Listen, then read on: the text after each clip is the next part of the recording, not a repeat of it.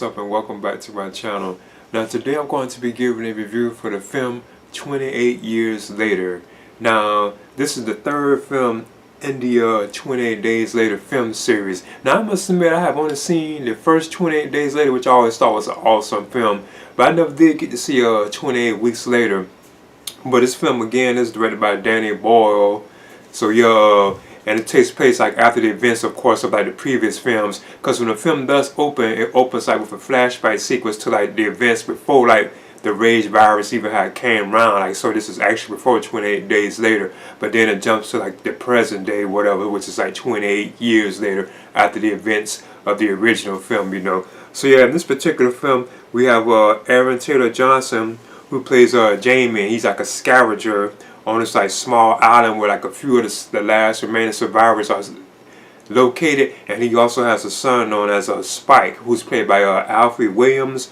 But he also has like a wife who's like sick, and like, you know, she has some kind of like mental like illness, because you can tell she forgets stuff and things like that. And she's known as Alisa or Isla, I think that's how you pronounce her name. And she's played by Jodie Corner. Now, they didn't really make up like the major part of the cast, because there are a couple other like characters, you know, in the film, but it's like it really just focuses on like really them.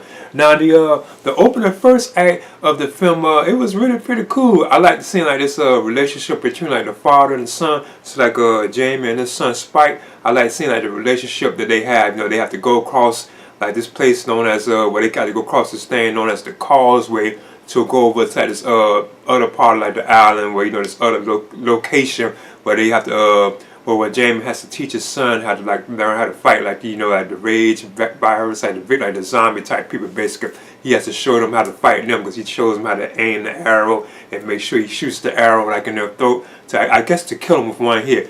Now that part, that was kind of creepy and intense, because as Jamie was aiming at one, I mean not Jamie, as Spike was aiming at one, the boy, it was like another one coming crawling at him. They didn't know about it, but you know, which you call him, turned and shot it like Jamie. So moments like that were pretty cool. But then they find out that there are other like rage like type of victims, or you can say the zombie. I said the zombie type people. You can tell that there are other ones, well, they call them infected. But they're also like there's also like this new one known as the Alpha. He's like this huge like infected like type person, like zombie, I guess you could say. I just say infected. That's like very huge, you know, like they're like strong too. So he's kind of like I guess you could say he's like one of the main big ones in the film. If you're going by like the infected, he kind of stays around throughout the film or whatever. So I thought he was kind of pretty cool. But as the film goes on, and this is kind of spoiler territory, I don't want to spoil the film. Like, you could tell that Aaron Taylor Johnson's like character of Jamie, he's only there for like the beginning of the film. I won't really spoil it too much, but it's like he really has like little screen time. But he is there, like, you know, it's just not as much as I thought it was. The film is really like focused on Spike, like the boy, like the son. It's like it really has like a strong focus just on him and what he's doing, because, you know, he wants to look after his mother and stuff like that. And he has to go to this island. He knows about this like strange and crazy doctor who's apparently located on this other area across the causeway, because they can set the flame like burning and stuff like that. And that particular character is played by I forgot to mention him. He is known as Dr. Ian Kelsom, and he's played by Ray Fiennes. So yeah, that's pretty cool. He's the one that plays like the doctor who's like a survivor of the outbreak. And apparently a lot of people already thought that he was kind of loony and stuff like that.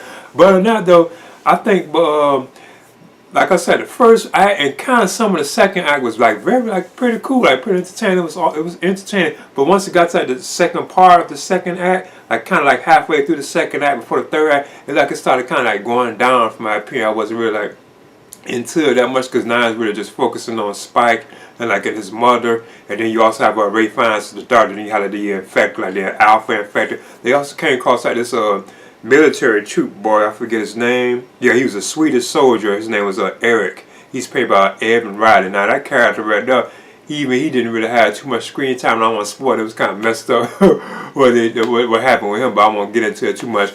But overall, it was still like a pretty solid film. And I was hearing that this film was going to be a success. It would be 2 more films in it, which would make this like a new trilogy. Like a trilogy of films, and Cillian Murphy will even be in them too as well. So I think that's pretty awesome. It'll be cool like seeing him, you know. But other than that, it was like a pretty it was still like a pretty like solid film. I just thought it would be like it wasn't as good as I thought. It is like very like horrific and bloody and stuff like this, like a lots of nudity and everything. I mean, a lot of these infected, these zombies are really like hung. Excuse my expression, I mean they are really hung. I mean, oh wow.